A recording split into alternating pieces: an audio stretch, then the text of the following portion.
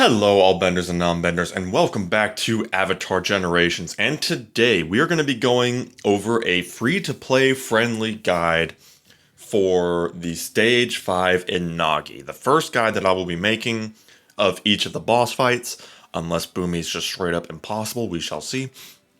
We're starting with the Unagi because the Unagi is probably the second hardest fight, but still doable fairly free-to-play. Now, let's discuss the definition of free-to-play a little bit there. When I say free-to-play, I mean any characters that you can get through the course of the story, any characters you can get in shops, and that is including the summon shop here. Now, if I can avoid it, I'll stay away from this shop, because technically speaking, you do have to get the coins. But sometimes it will be kind of unavoidable, especially for the Unagi. You're going to see with the Unagi, I'm going to be using Kiwak. She was a powerful opponent a ways back, and is now in the summon shop here for a single 5-star coin. Just a reminder, you get these coins from duplicates, so if you had a duplicate 5-star, you could turn that into a coin to spend on Kiwak. I know the definition of free-to-play is a little mucky on that one, but she is still in the shop, she is still accessible, and like I said, all you need is one extra 5-star. And in the course of playing the game, surely you'll get one duplicate even by accident, just as you're playing. So like I said, even though I will try to stay away from it, with the Unagi at least, that was kind of unavoidable. So we're going to be using Kiwak. Now, let's actually talk about that team. There's 3 characters we're going to use, because free-to-play wise, it is slim pickings. I'm very much looking forward to the day that maybe we get like a 4-star Avatar Korra or something. Kind of like they did with Kyoshi. But it's pretty slim pickings. But what we do have, we have very good characters. First of all, we have Last Airbender Aang. Some other qualifications I'm going to make here. My skill levels do tend to be higher. I think that's fine, because if you're playing the game at all, you will be getting duplicates. In the process, hopefully getting 5 stars as well. But I feel like duplicates are fairly reasonable. Or fairly reasonable ask for this game. So I will also be using nothing higher than a 4-star pet, and nothing higher than a 4-star relic, or support, I should say. Support and relic. I do have some 5-star relics I could whip out, but we're going to holster them for now. And then I'm going to try to stick with the 3-star artifacts here, not going to whip out anything 4-star or 5-star. Not that I have any 5-stars anyway. I haven't gotten a single 5-star relic, or excuse me, art. So that's a shame. But Airbender Aang is very good because he is fast as crap, he has a death save, and he can whip out knockdowns. You're going to see that's a theme with the Unagi. Knockdowns, stuns, freezing. You want to shut that dude down because his AoEs are deadly. He's also got some turn bar manipulation, so very good stuff there. You want him to be very fast, and I also put in some lifesteal just so you can have some passive healing, because those AoEs are mean. Now, you're going to have Water Tribe Katara here. This is the base 4-star Katara you get at the very beginning of the game. Don't let that fool you, though. She is a very good tanky character. With her basic here, you get a very high chance of freeze at level 6. You get the ability to heal and reduce your damage a bit.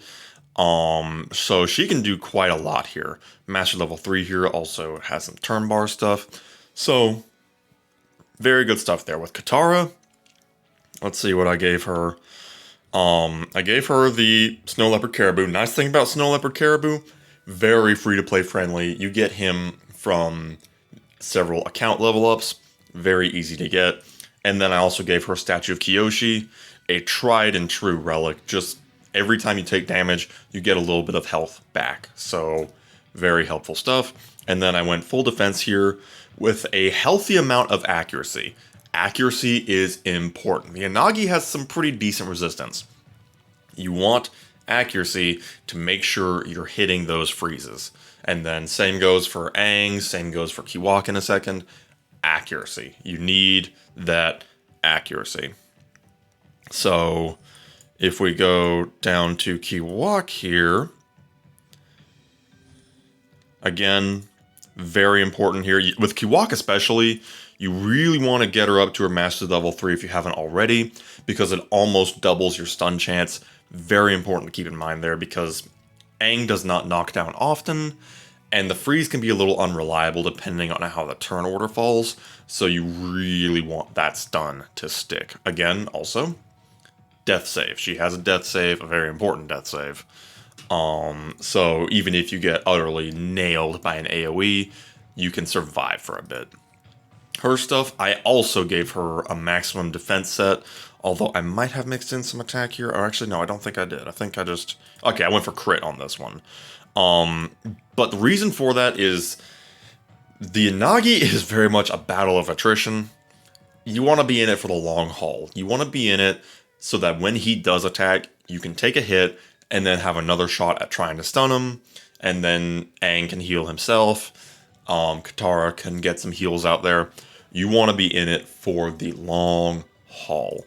Of course, any of your usual supports, Snow Leopard Caribou, Alaka Water. Wow, did I really just say that? Alaka Water. Koala Otter.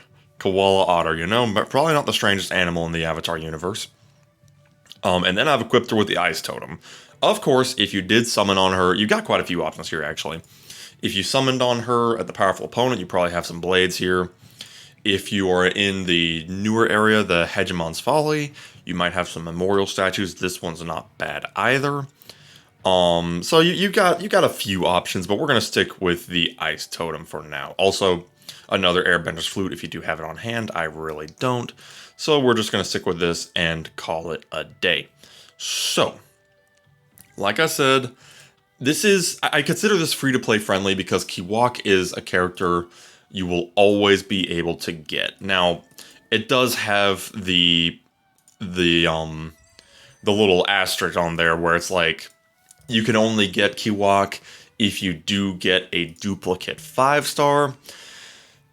But the Unagi's tough, man. I tried to beat it with just Katara and Aang, and on a good day where luck is really smiling on you, I think you can.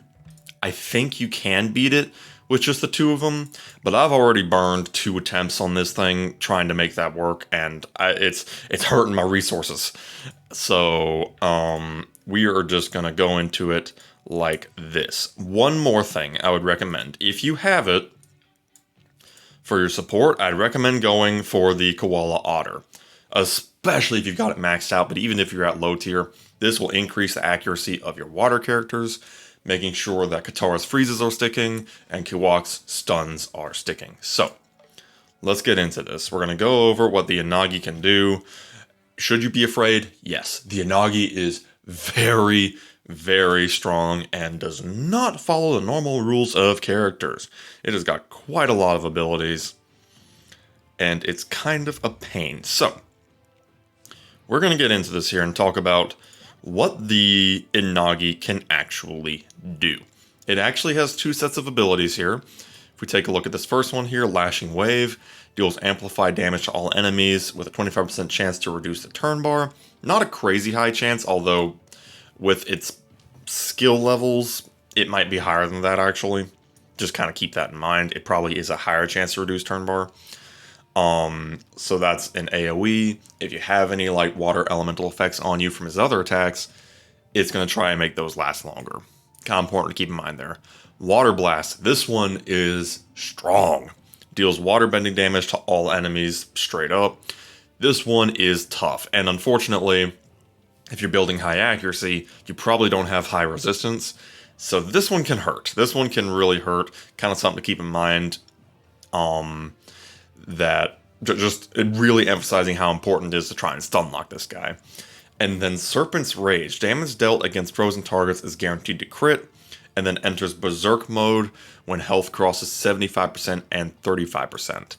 That brings up another set of skills. So this first one here, Tidal Wave, very powerful. Deals earth-bending damage to all enemies once again, 25% chance for an extra turn if the water element is currently present on any target. So not only will it hit you with a massive AoE strike, but it might do it again. Not fun. Not fun at all. This one's interesting. Shriek. Prepares a devastating strike, rearing back and losing 2 turns. This one, I don't fully understand. I don't know if it makes your next tidal wave stronger or something. I'm honestly always kind of happy when I see it because it locks them down for a couple turns. I've never been very impressed with this one, honestly.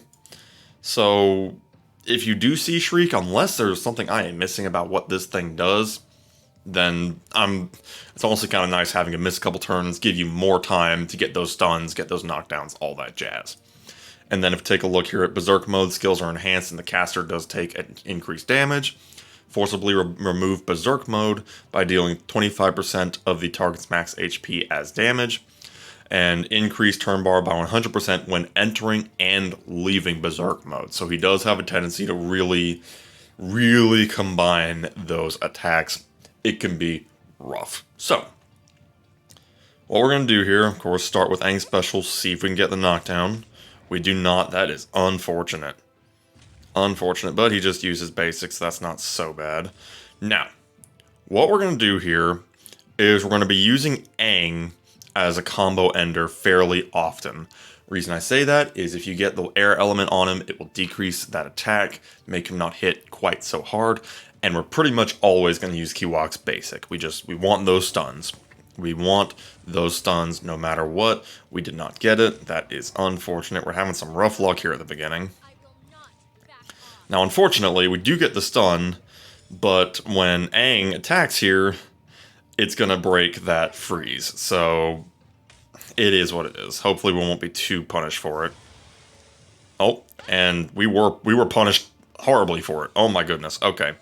So Aang is already in the avatar state. That's a problem. However, nice thing is, at skill level 6, this attack here does get the guaranteed knockdown. So we can at least shut the guy. Well, nope, he resisted it. Wow, we are getting no luck here. Oh my goodness. Okay. We're going to do the heal here. Try to get this guy under control because he is hurting. Because I've tested this before. I have done it this way before. But that does not mean it's always going to work. Okay, he's attacking again. That wasn't so bad. Okay. We're going to use Aang. We're not going to use Katara because I just want to use Aang as much as possible. Please with the stuns. Oh, okay. We did get the stun there. That is extremely helpful. Kiwok's actually going again. I'm kind of hoping that doesn't happen too often because otherwise she will accidentally lock herself out of ever being able to move again. Okay, this could be a problem, but at least we're getting lots of air elements, so we'll take it. That actually kind of does work out, so we'll take it. We'll take it. But it's probably going to be a minute before Kiwok goes again. I am not getting those freezes at all. What the heck? Like I said, he's got some resistance on him. Usually I'm a little more consistent than that, though. Okay, we did get the knockdown on that, thank goodness. Okay. We are tragically about to lose that air element, but that's okay. Okay, cool. Kiwok's back in the game. Cool, cool, cool. I was worried we weren't going to see her for a while. Nothing. But it looks like we might get a Katara strike before the Unagi moves again. So, oh, nope, he's going in Berserk mode. That's okay, though, because we do have that air element on him, which was doing a lot of work there. Ooh, yep. Oh, no, that's not good. Oh, boy. See, this dude will mess you up. This dude will mess you all the way up. And this fight's actually going pretty poorly. But looks like we might be able to get a knockdown here. Thank goodness. Thank goodness. Okay. So his next attack isn't gonna happen. Okay, looks like his own 2 turns really punished him there, so we are getting a little bit of a respite from the chaos. Nice thing is, when he takes too many extra turns, it can shut him down for a little bit as well, which does certainly help. Ooh, Aang barely survived. Oh my goodness. Oh my goodness. Uh-oh. That's not good. Oh, Aang's alive. Holy crap. Okay. We take those. Yeah, so you can see why this guy scares me to actual death. He is strong and he is bulky. Okay, I think 30... Okay, we should be able to finish him off with a nice, powerful, ultimate attack. Okay. Whew, yeah, that and to be fair, that one went pretty poorly. That was pretty bad luck on my part. Kiwok dying so early was especially punishing. My tester round went a whole lot better than that, so take that what you will. Take that what you will. Victory is a victory. And that also does go to show that this team is effective for dealing with the Unagi. So yeah, that's what we're looking at with him. Like I said, if you get really lucky, and I mean really lucky, and you've maybe got some really good relics, some arts luck, you could get away with just Katara and Aang. But it's going to take some luck, and keep in mind, if you lose, you either have to spend nature stones to continue the battle, or you just lose those resources, hence me giving into Kiwok here. So that's just kind of something to keep in mind when you are doing these fights. But that is all we have for the Unagi. Very tough boss. The reason I kind of started going over these guides is with the current boss stages, or the boss quests, lots of good rewards, but a lot of newer players may not have guides for these fights. So that's what we're doing here, starting with the Unagi. Hope y'all find this useful. Let me know if you did down in the comments below. Keep in mind, once you start filling out your roster, you get some 5-star characters. Maybe you got Pirate Queen Tegaka. Maybe you got Kelsang. Kelsang and Jianzhu are still in the shop, or still in the summons right now. Kelsang trivializes this guy. Kelsang goes a long way towards making the Unagi not nearly as scary. Just something to keep in mind there. So that is all we have for today. We shall see you next time. Have a good one.